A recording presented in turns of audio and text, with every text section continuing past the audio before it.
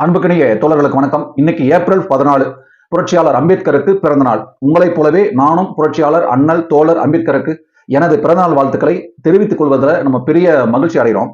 கூடவே புரட்சியாளர் தோழர் அம்பேத்கரை கொண்டாடலாமா, புரிந்து கொள்ளலாமா அப்படிங்கிற தலைப்பை இன்னைக்கு நம்ம விவாதிக்க போறோம்.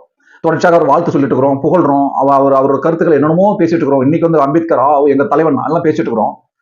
அப்படி கொண்டாடுவது சரியா, அல்லது புரட்சியாளர் அம்பேத்கர் விட்டு சென்ற பாதைகளை நாம் மேற்கொள்வதற்கான அல்லது அதை வழி தொடர்வதற்கான சில காரணங்கள் தேவை.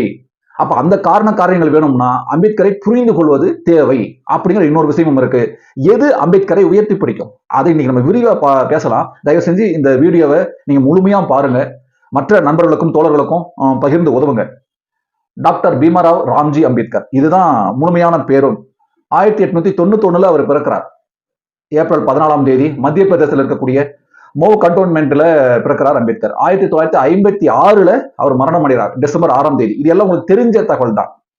புரட்சியாளர் அம்பேத்கரோட 135வது பிறந்த நாள்ல இன்னைக்கு நாம இருக்கிறோம். ஏதோ 1, 2, 3, 4 அப்படிங்கிற அவர் இறந்த பிறகு பல தலைவர்கள் இறந்து ஒரு 10 வருடங்களுக்குள்ள ஆஹா ஓஹோன்னு பாராட்டப்படுறதும் நினைவு கூறுறதுமான ஒரு விஷயம் நடக்கும்.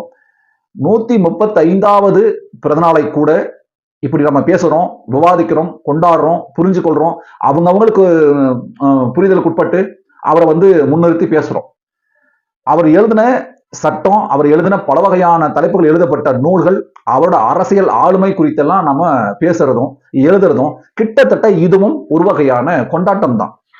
எப்படியெல்லாம் ஒரு மனிதனை கொண்டாட முடியும்?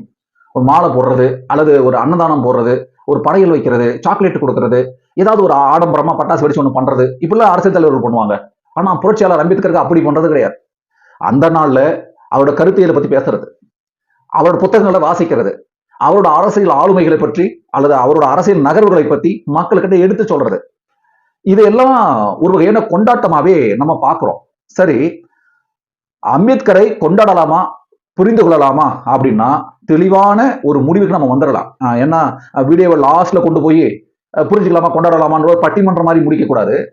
அம்பேத்கரை பொறுத்த மட்டும் அவரை கொண்டாடுவதை விட அவரை புரிந்து கொள்வதுதான் சரியானது. இதை அம்பேத்கரை சொல்லியிருக்கிறார், அவர் உயிரோடு இருக்கும்போது சொல்லியிருக்கிறார். நான் இறந்து விட்டால், நான் மரணமடைந்தால் என் உடலை வைத்து என்னை கடவுளாக்கி விடாதீர்கள், மாறாக என்னை ஆயுதமாக்கி கொள்ளுங்கள். தன்னோட மரணத்தை கூட இந்த மக்களோட விடுதலைக்காக, அந்த மக்களோட எழுச்சிக்காக, அந்த மரணத்தையே ஒருத்தன் அரசியல் ஒரு சட்டமாக தர்றது, தன் மரணத்தையே இந்த மக்களுக்காக தர்றது இருக்குல்ல, இதை நம்ம கொண்டாடுறதா என்ன மாதிரி பார்க்கறது? அப்போ அம்பேத்கரை நம்ம புரிந்து கொள்வதுதான் அவருக்கு நாம செய்யக்கூடிய மிகப்பெரிய நன்றி கடனா இருக்கும். அம்பேத்கரை நாம வந்து புரிந்து கொள்வதற்கு அவர் ஏன் பௌத்தம் தழுவினார் அப்படிங்கிறத உணர்ந்தாலே போதுமானது. ஏன்னா ஒரு கேள்வி எழலாம், எப்படி நீங்க புரிஞ்சுக்க சொல்றீங்க, எதை வச்சு புரிஞ்சுக்க சொல்றீங்க? ஒரு காரணம் இருக்கணும்ல. இந்த புள்ளியில இருந்து அம்பேத்கரை பார்த்தா அம்பேத்கரை புரிஞ்சுக்கிறதுக்கு ஒரு எளிமையா இருக்கும், எளிதா இருக்கும் அப்படின்னு உங்களுக்கு தோணலாம். நான் ஒரு புள்ளியிலிருந்து சொல்றேன், உங்களுக்கு வேறொரு பார்வைகள் இருக்கலாம், அதுவும் பிழையில்லை. அவங்கவுங்க ஒரு பார்வையை, அவங்கவுங்க ஒரு கருத்தை முன்வைக்கும் பொழுதுதான் இந்த சமூகத்துல பல்வகையான தளங்கள்ல ஒரு புரிதலை ஏற்படுத்தும். நான் வந்து என்ன சொல்றேன் அப்படின்னா, அம்பேத்கர் வந்து ஏன் பௌத்தம் தழுவினார், இதை புரிஞ்சுக்கிட்டாவே போதுமானது. இந்த ஒட்டுமொத்த மனித குலத்துக்குமான அவர் என்ன மெசேஜ் சொல்றாரு, அவர் என்ன இந்த சமூகத்துல விட்டுட்டு போனாருங்கிறத நாம தெளிவா புரிஞ்சுக்க முடியும். அம்பேத்கர் வந்து அக்டோபர் 14 1956 ஆண்டு நாக்பூர்ல இருக்கக்கூடிய தீக்ஷா பூமியில பௌத்த மதத்தை தழுவுறார். அவரோட சேர்ந்து இணைஞ்சு 3,65,000 தலித் ஆதரவாளர்கள் இந்து மதத்திலிருந்து வெளியேறி புத்த மதத்தை தழுவினார். இப்ப நான் இறுதியா சொன்ன வார்த்தையை நீங்க நோட் பண்ணீங்களா என்னன்னு தெரியாது, திரும்பவும் சொல்றேன். இந்த சமூகத்துல இப்ப இருக்கக்கூடிய சூழல்ல பௌத்தம் தழுவினார் அல்லது மதம் மாறினார் அம்பேத்கர், இப்படிதான் நம்ம சொல்லிட்டு இருக்கிறோம். ஒழிய அம்பேத்கர் இந்து மதத்தை விட்டு வெளியேறினார் அப்படிங்கிறத நம்ம சொல்றதே கிடையாது. அதை பத்தி நாம பேசுறதே கிடையாது. ஏன் பௌத்தம் தழுவினார் அப்படிங்கிறதுக்கு மூல காரணமே இந்து மதத்துல புறையோடி போயிருக்கக்கூடிய ஆதிக்க மனப்பான்மை, எல்லா வகையான மூலத்தனங்களும் அடிமைத்தனங்களும் புறையோடி போயிருக்கு. இங்க இருக்கிறது எனக்கு விடுதலை கிடையாது, அப்போ நான் சமத்துவமாக சகோதரத்துவமாக இருப்பதற்கான ஒரு இடம் எதுன்னு தேடுறாரு. அதுல பௌத்தம் தான் சரியா இருக்குன்னு தீர்மானிக்கிறாரு. ஆகையினால இந்து மதத்தில் இருந்து வெளியேறி பௌத்தம் தழுவுறார். இப்ப பௌத்தம்னா என்ன? ரொம்ப ஆழமெல்லாம் சிந்திக்க வேண்டாம். பௌத்தம்னா உடனே அன்பு கருணை அப்படி புத்தர் ரேஞ்சுக்கெல்லாம் நம்ம சிந்திக்க வேணாம். சமத்துவம் சகோதரத்துவம் போதும். இதத்தான் தன் வாழ்நாள் முழுக்க அம்பேத்கர் முழங்கிக் கொண்டே இருந்த வாசகம். சமத்துவத்திற்காகத்தான் அவர் போராடினார், சகோதரத்துவத்துக்காகத்தான் அவர் போராடினார். அப்போ நான் ஒரு மதத்தில் இருக்கேன், ஹிந்து மதத்தில் இருக்கேன், அந்த சமத்துவமும் இல்லை சகோதரத்துவமும் இல்லை, இதுல பிழை இருக்கு, சரி பண்ணுங்க அப்படின்னு எடுத்து சொன்னா அவங்க சரி செய்ய விரும்பல, மாறா சொல்ற என்னையே என்ன பண்றாங்க, கேள்விக்குட்படுத்துறாங்க. அப்போ இந்த பாதை, அதாவது சனாதனம் இந்து வைதிக தர்மம், அந்த மதம் அப்படிங்கிறது மானுட குலத்துக்கு எதிரானது. அது ஏதோ ஒரு தலித் சமூகத்துக்கு எதிரானது அல்லது அம்பேத்கர் சார்ந்த மகர் சமூகத்துக்கு எதிரானது மட்டும் இல்லை. அம்பேத்கர் முன்வைத்த கருத்து இந்த சனாதனம் அப்படிங்கிறது மனித குலத்துக்கு மானுடத்துக்கு எதிரானது, ஆபத்தானது. இதை முன் வச்சுதான் அம்பேத்கர் என்ன பண்றாரு, ஹிந்து மதத்திலிருந்து வெளியேறி, இனி நீங்க அம்பேத்கர் பௌத்தம் தழுவினார் அப்படின்னு நீங்க என்னெல்லாம் பயன்படுத்துறீங்களோ தயவு செஞ்சு இந்து மதத்திலிருந்து வெளியேறினார் அப்படிங்கிற வார்த்தையும் நீங்க பயன்படுத்தணும். அதுதான் அம்பேத்கருக்கு நாம் செய்யக்கூடிய ஒரு சரியான கருத்தியல் பாதையா இருக்கும். அது விட்டு ஒரு அம்பேத்கர் வந்து இந்து மதத்தில் வெளியேறிட்டாரு அப்படின்னு சொல்றதும் ஒண்ணு இருக்கு. ஏன்னா பௌத்தம் தழுவினார் விட்டுறான். அல்லது பௌத்தம் தழுவினார் மட்டும் சொல்றான், ஹிந்து மதத்திலிருந்து வெளியேறினதை சொல்றது கிடையாது. ஏன் சொல்றது இல்ல, அவரை கொண்டாடுறதோட விளைவு. எதெல்லாம் கொண்டாட்டம்? இப்போ இந்த வீடியோ நீங்க பார்த்துட்டு இருக்கிற இந்த நேரத்துல பல இடங்கள்ல பால் காவடி எல்லாம் எடுத்துட்டு இருக்கான். பால் குடம் மாரியம்மனுக்கு என்ன கூழ் ஊத்துறது என்னென்னமோ பண்ணிட்டு இருக்கான். சரி, அதை நம்ம கொச்சப்படுத்தலாமா அப்படின்னா கொச்சப்படுத்தல, கேள்விக்குட்படுத்தும். ஏன் அப்படின்னா இதையெல்லாம் அம்பேத்கர் விரும்பல. இதையெல்லாம் ஒரு மூடத்தனம்ங்கிறது கிட்டத்தட்ட மக்கள் கிட்ட இருக்கக்கூடிய பொருளாதாரத்தை பிடுங்கி தின்பதற்கான ஒரு அற்பத்தனமான சாங்கிய சம்பிரதாய சடங்குகள். இப்போ அந்த சடங்குகளை யாருக்கு செய்யணும்? நம்ம புரட்சியாளர் அம்பேத்கருக்கு செய்யணும். அப்போ அவர் விட்டு சென்ற பாதையை பிடிச்சு நகரத்துக்கு பதிலா நம்ம என்ன பண்றோம், அவரை கொண்டாடுறோங்கிற பேர்ல கிட்டத்தட்ட அவர் ஒரு கடவுளாக்கிட்டோம். திரும்ப திரும்ப திரும்ப திரும்ப தன் வாழ்நாள் முழுக்க மரணம் வரைக்கும் புத்தரையும் அவர் கடவுளா பார்த்தாரா? அப்படியெல்லாம் அவர் பார்க்கல. புத்தரும் தன்னை கடவுள் அப்படின்னு சொல்லல. எல்லாம் கேட்கிறாங்க, நீங்க கடவுளா அப்படின்னு கேட்கறாங்க புத்தர்கிட்ட. புத்தர் சொல்றாரு இல்லை அப்படிங்கிறார். சரி, நீங்க ஏதாவது இறை தூதரா அப்படின்னு கேட்கறாங்க, அதுக்கும் இல்லை அப்படிங்கிறார். சரி, அப்படி நீங்க யாருதான்? மக்கள் எல்லாம் சொல்றாங்க நீங்க கடவுள் அல்லது ஒரு இறை அருள் பெற்றவர், ஞானி, என்னென்னமோ யோகினெல்லாம் சொல்லிட்டு இருக்கிறாங்களே, அப்ப நீங்க யாரு அப்படின்னு ஒருத்தர் கேட்கும் போது புத்தர் சொன்ன ஒரு வாக்குமூலம், அதுதான் அம்பேத்கரோட வாக்குமூலமும். விழிப்போடு இருக்கும் ஒருவன், அவ்வளவுதான். நான் விழிப்போடு இருக்கிறேன். இதுக்கு நீங்க என்ன பேர் வேணாலும் வச்சுக்கோங்க, இது புத்தர் சொன்னது. இதைத்தான் நாம அம்பேத்கர் வந்து இந்து மதத்திலிருந்து வெளியேறி பௌத்தம் தழுவியதற்கான காரணங்களா பார்க்கணும். வழிய பல பேர் என்ன சொல்லிட்டு இருக்காங்க அப்படின்னா, இலங்கையில புத்த மதம் தானே இருக்கு, அப்ப அங்க தமிழர்களை வந்து கொள்றது அந்த புத்த மதத்தை சார்ந்தவர்கள் தானே. பௌத்தம் வேற, பௌத்தர்கள் வேற. பௌத்தம் சொல்லக்கூடிய கருத்து ஒவ்வொரு நிலப்பரப்புக்கும் வேறுபட்டு இருக்கு. ஜப்பான்ல இருக்கு, சைனாவில் இருக்கு, திபேத்தில் இருக்கு, இந்தியாவில் இருக்கு, எல்லா நாடுகளும் இருக்கு. இந்தியாவில் உருவான ஒரு சமயம் பௌத்த சமயம். இன்னும் சொல்ல போனா, இன்னும் ஆழமாக போனா, அயோத்தி தேசர் பண்டித சொன்ன அந்த கருத்து, பௌத்தம் அப்படிங்கிறது தமிழரோட வாழ்வியலா இருந்திருக்கு. இப்போ அம்பேத்கர் பௌத்தம் தழுவுறது ஏதோ வெறுமனே இந்து மதத்தில் மேல இருக்கக்கூடிய கோபமோ அல்லது அந்த சனாதனத்தின வெறுப்போ மட்டும் இல்லை. இந்து மதத்தை வெளியேறதுக்கு ஒரே காரணம் தானே, சமத்துவம் சகோதரத்துவம் இல்லை தானே. அப்ப அது எங்க இருக்கோ அதை தானே நாடி போக முடியும். பல பேரும் சொல்றாங்க நீங்க கிறிஸ்துவத்துக்கு போங்க, இஸ்லாத்துக்கு போங்க அப்படின்னு சொல்லி. அவர் ஆணித்தரமா நம்பின ஒரு விஷயம் என்ன தெரியுமா? எல்லளவும், நோட் பண்ணிக்கங்க, எல்லளவும் பாகுபாடோ மக்களை வந்து பிரித்தாலும் சூழ்ச்சியோ இருக்கிற இடத்துல நான் இருக்க மாட்டேன். அப்படியான ஒரு பௌத்தம் அப்படிங்கிறார். அந்த கேள்விக்கு தான் நம்ம ஒரு என்ன சொல்றோம் அப்படின்னா, பௌத்தத்தை ஏத்துக்கிட்டு, இப்ப எனக்கு அம்பேத்கரை பிடிக்கும், அம்பேத்கரை பிடிக்குன்றதுனாலேயே நான் அம்பேத்கர் வழியில் இருக்குன்னு அர்த்தமா என்ன? இல்லையே. அம்பேத்கர் வந்து சாதி ஒழிப்பை பேசினார், அம்பேத்கர் வந்து சனாதன ஒழிப்பை பேசினார், அம்பேத்கர் வந்து மூடத்தன ஒழிப்பை பத்தி பேசினார், ஏற்றத்தாழ்வை ஒழிச்சார், பெண்ணடிமைத்தனத்தை வந்து ஒழிக்கணும்னு ஆசைப்பட்டார், பெண் விடுதலை முன் வச்சார், தொழிலாளர் வர்க்க ஒற்றுமையை பத்தி பேசினார். இன்னும் சொல்ல போனா இந்தியாவில் தொழிலாளர்களுக்கு 8 மணி நேர வேலை அப்படிங்கிறது அம்பேத்கரின் மூலமாக தான் கிடைச்சது. அப்போ இன்னும் சொல்ல போனா நம்ம வந்து தலித் தலைவர்னு சொல்லிட்டு ஒரு முத்திரை குத்தப்பட்டிருக்குல்ல, அதை விட நம்ம அம்பேத்கருக்கு கொடுக்கக்கூடிய சரியான வார்த்தை என்னவா இருக்கும்னா பொது உடைமை தலைவர்னு நம்ம சொல்லணும். இன்னும் சொல்ல போனா அம்பேத்கரை விட ஒரு கம்யூனிஸ்ட் இந்தியாவில் இருந்திருக்க முடியுமா? விமர்சனங்கள் இருக்கு. கம்யூனிஸ்ட்காரரோட பார்வையில அம்பேத்கர் விமர்சனங்கள் இருக்கு. விமர்சனங்கள் இருந்தாதான் அவன் தலைவன். விமர்சிக்கவே கூடாதுன்னா அவன் சர்வாதிகாரி. விமர்சனத்துக்கு அப்பாற்பட்டவர் அம்பேத்கர் கிடையவே கிடையாது. காந்தி போல கிடையாது அம்பேத்கர். காந்தி விமர்சிக்கவே கூடாது இன்ன வரைக்கும். ஆனா அம்பேத்கரை விமர்சிக்கலாம். ஏன் விமர்சிக்கலாம்? விமர்சனம் இருக்கிற இடத்துலதான் சமத்துவம் பிறக்கும்.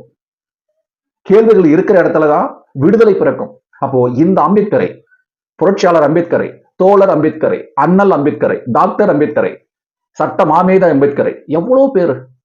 இந்த பேரெல்லாம் உச்சரிக்கிறதுக்கு நாம தகுதி வாய்ந்த மனிதர்களாக இருப்பதற்கு ஒரே ஒரு காரணியா என்ன இருக்கணும் அப்படின்னா, அம்பேத்கரை கொண்டாடுறதை நிறுத்திட்டு அம்பேத்கரை புரிந்துக்கிறது ரொம்ப ரொம்ப அவசியம். திரும்ப திரும்ப அது ஒரு கடவுள் மாதிரி. அதேதான் அன்னைக்கு ஒரு நாள் ஏப்ரல் 14 மட்டும் ஒரு மாலையை போட்டுட்டு மற்ற தலைவர்கள் மாதிரி வாழ்க அம்பேத்கர், ஜெய் பீம் சொல்லிட்டு காலத்தை கடந்து போறது இல்லை இந்த காலம். இன்னைக்கு இருக்கக்கூடிய நெருக்கடியான சூழல்ல மக்கள் கிட்ட இருக்கக்கூடிய அந்த அடிமைத்தனத்தை, விழிப்பே இல்லாத, பேசவே தயங்கக்கூடிய, குறவலைய நசுக்கப்பட்டிருக்கக்கூடிய அந்த மக்களுக்கான விடுதலையை நம்ம பேசணும்னா அம்பேத்கரை கொண்டாடினா அது கிடைச்சிடாது. அம்பேத்கரை புரிந்து கொள்வதன் மூலமாகத்தான் நம்ம எல்லா வகையான விடுதலையும் நம்ம பெற முடியும். அப்படி அம்பேத்கரை புரிந்து கொள்வதற்கும் அவரோட பாதையில நாம சரியா பயணிப்பதற்குமான ஒரு வழியை அவரை விட்டு போயிருக்காரு.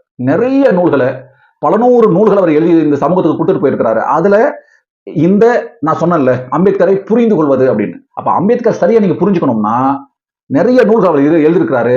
இந்தியாவில் சாதிகள், அவற்றில் வழிமுறையை, தோற்றமும் வளர்ச்சியும் 1914 வெளியான புத்தகம். அதை நீங்க படிக்கலாம். சாதி ஒழிப்பு அப்படின்னு ஒரு புத்தகம் இருக்கு, ஆகச்சிறந்த புத்தகம். சாதினா என்ன, அந்த சாதி ஒழிப்பதற்கான என்னென்ன வழிமுறைகள், என்னென்னலாம் கருத்தியல் ரீதியாக நம்ம களமாடலாம் அப்படிங்கிறத தெளிவான சரியான புள்ளியில் எழுதப்பட்ட நூல். 1936 வெளியான நூல். திரு காந்தி மற்றும் தீண்டத்தகாதவர்களின் விடுதலை அப்படிங்கிற ஒரு புத்தகம். இதுவும் அம்பேத்கர் ஏன் பௌத்தம் தழுவினார், அல்லது அம்பேத்கரை ஏன் இந்து மதத்திலிருந்து வெளியேறுவதற்கான ஒரு அழுத்தம் இருந்தது அப்படிங்கிறத நம்ம தெளிவா இந்த புத்தகத்திலையும் நம்ம படிக்கலாம்.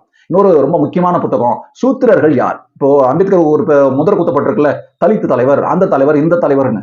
உண்மையாகவே நான் முன்ன சொன்ன மாதிரி இந்த வீடியோ ஸ்டார்டிங்ல சொன்னேன் இல்லையா, அம்பேத்கர் கிட்டத்தட்ட ஊடக தலைவர். அவர் ஏதோ ஒரு குறிப்பிட்ட ஒரு தலித் சமூகத்துக்காகவோ, அது ஏதோ ஒரு இந்தியாவுக்காகவோ, அல்லது ஒரு மகாராஷ்டிரா, அந்த மத்திய பிரதேசம், அது ஒரு நாக்பூரோட அந்த ஒரு குறுகிய வட்டத்துக்குள்ள வைக்க வேண்டிய தலைவர் கிடையாது.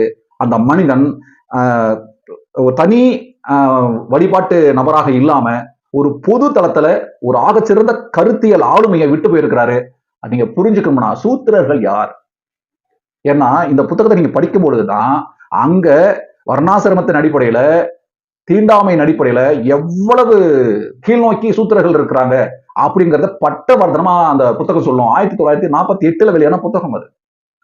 தீண்டத்தகாதவர்கள் அப்படிங்கிற புத்தகம், அதுவும் 1948 வந்திருக்கு. ஏன்னா இப்போ நிறைய பேர் பேசுறதை பார்த்திருக்கிறோம். என்னடா நீ ஒடுக்கப்பட்டு பேசிட்டு இருக்கிற, நீ தான் படிச்சு மேல வந்துட்டு இல்ல, இங்க எல்லாம் உனக்கு கிடைச்சிருச்சுல்ல, அப்படி இதுக்கு உனக்கு இடஒதுக்கீடு அப்படின்னு சொல்லிட்டு இருக்காங்கல்ல.